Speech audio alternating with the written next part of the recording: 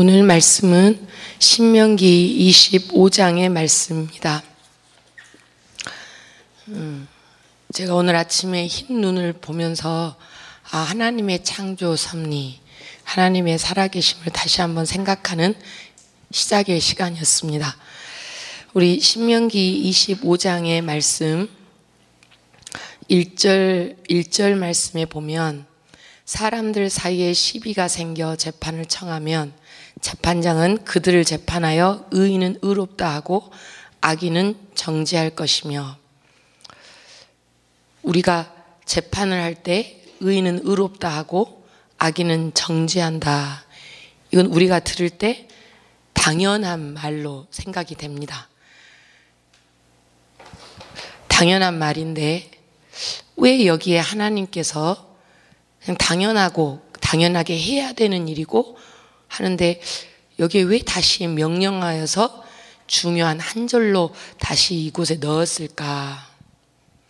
이 생각을 한번 해보시고 질문을 해보시면서 우리 2절부터 3절 말씀 한번 읽어보겠습니다. 4절까지 한번 읽어보겠습니다. 악인에게 태형이 합당하면 재판장은 그를 엎드리게 하고 그 앞에서 그의 죄에 따라 수를 맞추어 때리게 하라. 40까지는 때리려니와 그것을 넘기지는 못할지니 만일 그것을 넘겨 매를 지나치게 때리면 내가 내 형제를 경히 여기는 것이 될까 하노라. 곡식 떠는 소에게 망을 씌우지 말지니라. 아멘. 2절에는 악인에게 합당한 매를 때리게 합니다. 그러나 40까지는 때리지만 그것을 넘지 못하게 합니다. 왜냐하면 형제를 소중히 여기지 않게 될 것이기 때문입니다. 우리 고린도후서 11장 24절에 유대인에게 40에서 하나 감한 매를 5번 바울이 맞았다고 했습니다. 40이 넘을까봐 39 여기서 멈췄죠. 이 법을 어길까봐. 하나님께서는 악인을 벌할 때도 이치에 맞아야 된다라고 말씀하십니다. 우리 인간의 마음 같아서는 악인이니까 그냥 죽어도 되고 망해도 되고 이렇게 생각을 하는데 하나님께서는 이치에 맞아야, 그리고 감정을 실어서 감정에 따라서 처벌하지 말라고 하십니다. 악인의 생명도 그것도 하나님께서 주신 생명이라는 거죠. 소중하게 여겨야 된다는 겁니다. 또 곡식, 그러니까 사람에게뿐만 아니라 반면은 소에게까지도 곡식을 떨 때, 곡식을 겨루고 할 때 망을 씌우지 말라는 겁니다. 그러니까 소가 일하다가 곡식을 먹고 싶을 수 있으니까 망을 씌우지 말라는 거죠. 그리고 소리를 내서 너무 힘들 때는 힘들다고 하니까 과다하게 일을 시키고 있는지 안 시키고 있는지 아는 표식이 됩니다. 다시 1절로 돌아와 보면 이때에도 하나님께서 이 명령을 주실 때에도 의인을 의롭다 하지 않을 때가 있었고 악인을 정죄하지 않고 악인을 오히려 의롭다고 할 때가 있었구나. 그러니까 그렇게 일이 생기고 있으니까 하나님께서는 하지 말라고 하시는 겁니다. 제가 요즘 사회를 생각해 봤습니다. 옳은 것을 옳다 하고 의인을 의롭다 하고 그리고 악인을 정죄하는 사회인가? 하나님이 원하는 사회, 공의의 사회인가? 주일날 목사님께서 말씀하신 것처럼 가정공동체가 세워지고 하나님의 말씀과 하나님의 규칙에 의해서, 법칙에 의해서 사회가 세워져 있는가? 우리가 할 일이 참 많다라는 생각이 들었습니다. 그러면서 악인에게 40대 이하의 벌을 주라고 했는데 악인 이거를 하는데 제가 생각나는 거예요.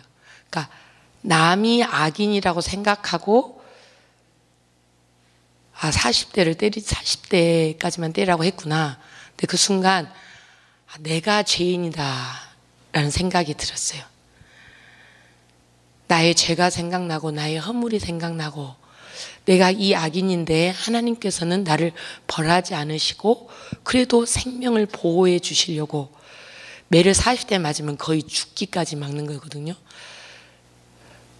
근데 그 같은 나를, 나와 같은 죄가 많고 허물이 많은 나를 사랑하셔서 생명을 보호해 주시기 위해서 40대 이하까지 때리라고 하시는 거예요. 죄덩어리인 우리, 아무리 착한 사람도 안에 보면 시커먼 속이 있고 악인입니다. 우리의 마음을 오늘 내린 눈에 비춰보면 눈은 너무너무 하얗죠. 우리 안에, 여러분 지킬과 하이드라는 말을 들어보셨을 겁니다. 우리 안에는 선악이 공존을 합니다. 아무리 착한 사람도 한순간에 악한 범죄를 할 수 있습니다.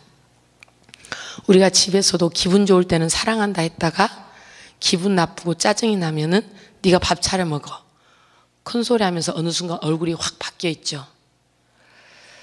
그런 우리를 하나님께서는 보호장치를 해주셨고, 공의를, 의인을 의롭다 하고 악인을 정죄하지만 하나님께서는 자비의 하나님, 긍휼의 하나님이심을 다시 한번 나타내십니다.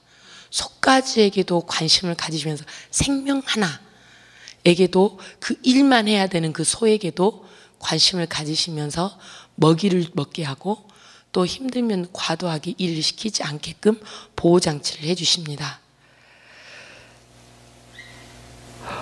우리의 삶을 통해서 예수 그리스도의 보혈로 나 같은 죄인도 살려주셨고 구원하신 그 은혜의 하나님, 긍휼의 하나님이 내 삶을 통해서 나타나야 될 줄 믿습니다. 내가 하나님의 은혜 받은 자로서 살면서 나의 이웃에게, 나의 이웃을 내가 존중하고 있고 그 생명을 귀하게 생각하고 있는가? 또 동물, 또 하나님께서 주신 생명인데 귀하게 생각하고 있는가? 근데 이 소에 대해서 고린도전서 9장에 이렇게 말씀하셨어요. 9절부터 14절 말씀에 모세의 율법에 곡식을 밟아 떠는 소에게 망을 씌우지 말라 기록하였으니 하나님께서 어찌 소들을 위하여 염려하심이냐, 오로지 우리를 위하여 말씀하심이 아니냐, 과연 우리를 위하여 기록된 것이니. 우리를 위해서 기록하신 거라는 거예요. 마지막에 가면 주께서도 복음 전하는 자들이 복음으로 말미암아 살리라 명하셨느니라. 그러니까 우리 이 소를 말함이 아니라 우리의 한 생명을 위해서 기록하셨고, 우리가 복음을 전하는 자로 복음으로 말미암아 살게 하시기 위해서 이 말씀을 적었다는 거예요. 근데 또 5절부터 10절까지 보면 이름이 이스라엘 중에서 끊어지지 않기 위해서 남편의 형제가 그 형제 집을 세우기 위해서 이 여인을, 형제의 아내를 받아들이라고 합니다. 우리 룻기서에 그 신벗김 받은 자의 집이라는 걸 배웠었습니다. 들었죠? 근데 하나님께서는 어떤 인간적인 형제, 그 이름이 아니라 이름이 이스라엘 중에서 끊어지지 않게 하기 위해서 그 남편의 형제된 의무를 다하라고 합니다. 이스라엘 중에서 끊어지지 않는다는 말은 하나님의 백성의 이름, 하나님을 믿는 자들의 이름에서 끊어지지 않게 하기 위함입니다. 하나님의 관심은 우리 영혼이 잘됨, 그리고 우리 영혼이 생명책에서 그 이름이 남아 있기를 원하시는 거예요. 하나님의 관심이죠. 세상에 잘되고 못되고 세상의 명예를 얻고 그것이 아니라 이스라엘의 백성, 하나님의 백성의 이름에 너희들이 이름이 남기를 원한다는 겁니다. 그러면 우리가 가족, 친지, 형제, 우리 자손들에게 전해야 될 것은 하나님의 마음속에 남는 자, 하나님의 생명책에 이름이 새겨져 있는 것이 우리 인생의 최고의 목적인 줄 압니다. 최고의 가치의 삶인 줄 압니다. 생명책에서 이름이 지어지지 않기 위해서 우리가 오늘 이 시간에도 새벽 성도로 지키면서 하나님의 말씀을 이 아침에 들으면서 나의 이름이 하나님의 백성 중에 있고 우리 자녀의 이름이 하나님의 백성 중에 있고 나의 남편과 아내와 친척과 형제들의 이름이 이 생명책에 있고 또 나의 이웃이 그 생명책에 있기 위해서 오늘 또 부르짖어 기도해야 될 줄 믿습니다. 그러면 이게 2절 3절부터 계속 이것이 연결되는 거예요.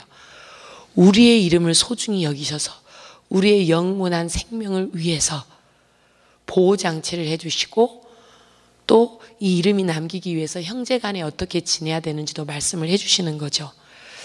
사도행전 20장 24절에 내가 달려갈 길과 주 예수께 받은 사명 곧 하나님의 은혜의 복음을 증언하는 일을 바치려 하면은 나의 생명조차 조금도 귀한 것으로 여기지 아니하노라.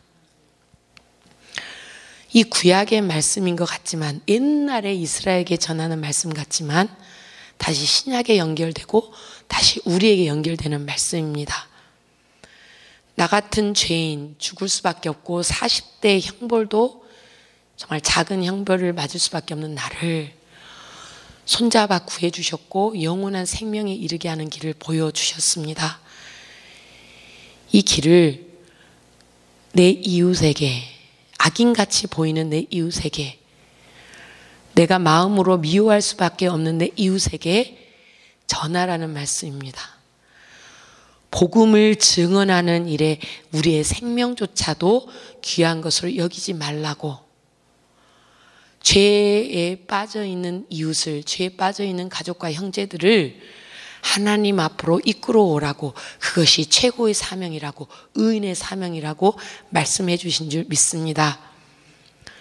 11절에 12절에서 이제 어떻게 우리가 해야 되는지를 말씀해 주신 반 또 13절 오늘 읽은 말씀에 무게를 다는 추를 큰 것과 작은 것 섞지 말고 또 대도 큰 것과 작은 것을 두지 말라는 거예요. 그러니까 속이지 말라는 거죠. 온전하고 공정한 돌추를 두고 공정한 대를 두면 하나님께서 내게 주시는 땅에서 내 날이 길리라. 이것만 지켜도 우리 지금 현재의 사회가 좋아지는 사회가 될 것입니다. 서로 속여야만이 살 수 있고 또 서로를 경쟁해야 돼만이 살아갈 수 있는 이 사회. 이 말 공정한 추를 두고 공정한 대를 두고 하나님 공의의 하나님의 말씀을 따라야 된다고 그러면 너가 잘 될 것이라고 우리가 과연 자녀들에게 말할 수 있는가? 사회가 너무너무 반대로 하나님께서 원하시는 반대 세상으로 갔기 때문에 하나님께서 기뻐하시는 사회가 되기 위해서는 우리 하나님을 믿고 예수 그리스도 보혈의 피를 믿는 우리 그리스도인의 할 일이 많습니다. 눈물을 흘려 기도할 것들이 너무너무 많습니다. 아모스 5장 24절에 오직 정의를 물같이 공의를 마르지 않는 강같이 흐르게 할지라. 이 말씀이 제 마음에 많이 부딪혔어요. 내가 공의를 강물같이 그리고 정의를 강물같이 흐르게 하는 일꾼인가. 잠언 2장 21절에 대저 정직한 자는 땅에 거하며 완전한 자는 땅에 남아 있으리라. 그러나 악인은 땅에서 꺼내지겠고 간사한 자는 땅에서 뽑히리라. 14장 잠언 14장에 또 말씀하시죠. 악한 자의 집은 망하겠고 정직한 자의 장막은 흥하리라. 우리 모든 그리스도인들이 기독교인들이 이 잠언의 말씀만 기억하고 사업과 그리고 직장과 학업의 장에서 내가 있는 가정에서 이 말만 실천하고 믿고 나가도 우리 사회가 많이 변화될 줄 믿습니다. 하나님께서 기뻐하시는 가정이 되고 기뻐하는 지역이 되고 사회가 되고 나라가 될 줄 믿습니다.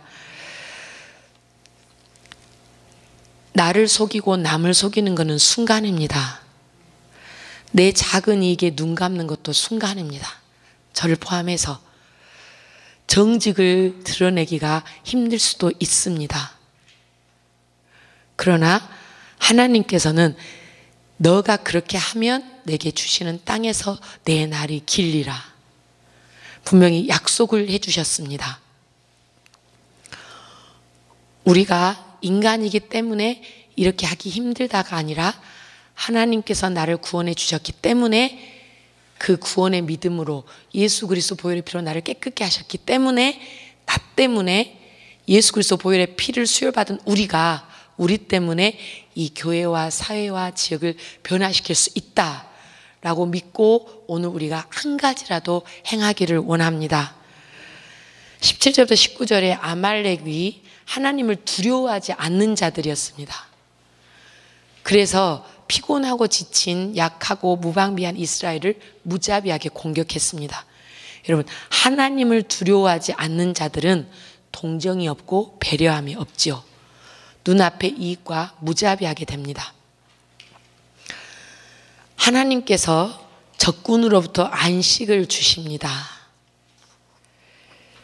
우리 19절에 보면 여호와께서 사방에 있는 모든 적군으로부터 내게 안식을 주실 때에 너는 그 기억을 지워버리라. 이 모든 것을 잊지 말라고 다시 당부하십니다. 우리에게도 선택권이 있습니다. 하나님을 두려워하는 자로 살 것인지 아니면 하나님을 두려워하지 않는 자로 살 것인지, 아말렉이 될 것인지 아니면 하나님의 백성이 될 것인지. 하나님을 두려워하고 부러워하지 말라고 하십니다. 하나님께서 참된 안식을 주신다고 약속을 하십니다. 연약한 자들에게도 세심한 관심을 가지고 계신 하나님, 사랑하는 백성을 관심을 가지고 돌보시는 하나님, 그리고 잊지 않으시는 하나님, 그 하나님이 이스라엘의 그 당시에 이스라엘의 하나님일 뿐만 아니라 우리의 하나님이십니다. 우리가 약해 있고 힘들어 있을 때 하나님께서 안식을 주신다고 약속하십니다. 여러분 믿으십니까? 이스라엘의 하나님이 이 말씀이 예전에 그 말씀이 아니라 우리 오늘 이 시간에 우리에게 약속으로 주시는 말씀입니다. 너는 잊지 말지니라. 너는 잊지 말지니라. 내가 너에게 예수 그리스도 안에서 참된 안식을 주었으니까, 예수 그리스도 안에서 옛 것은 다 지나가고 새 생명을 주었으니까 참된 안식을 얻어라. 예수 안에서 너가 참된 안식을 얻고 새 힘을 얻어라. 그리고 너가 그 받은 안식을 연약하고 지쳐있는 이에게 그 안식을 주어라라는 명령입니다. 하나님을 두려워하는 자, 하나님의 백성의 삶은 오늘 1절부터 계속 말씀하신 것처럼 공의의 삶이고 의로운 삶입니다. 나누는 삶입니다. 하나님의 백성의 이름에서 끊어지지 않게 모든 내가 가진 모든 것을 동원해서 우선순위로 최고의 목적을 하나님의 백성이 되는 것에 두고 사는 것이 우리의 사명입니다.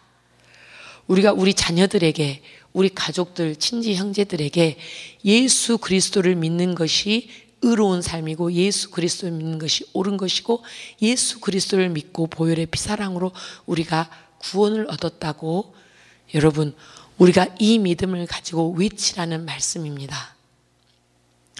예수 그리스도를 닮는 삶, 예수 그리스도의 품처럼 넓은 품, 우리가 되기를 원합니다.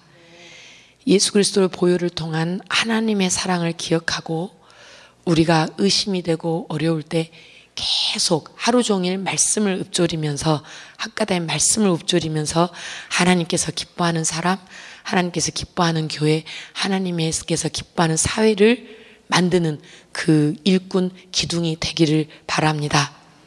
그런 하나님의 공동체를 위해서 오늘 이 시간에도 내가 그 기둥이 되고 또 하나님의 공동체를 이루기 위해서 의로운 삶을 살기 위해서 이 시간에 함께 기도하기를 원합니다. 기도하겠습니다.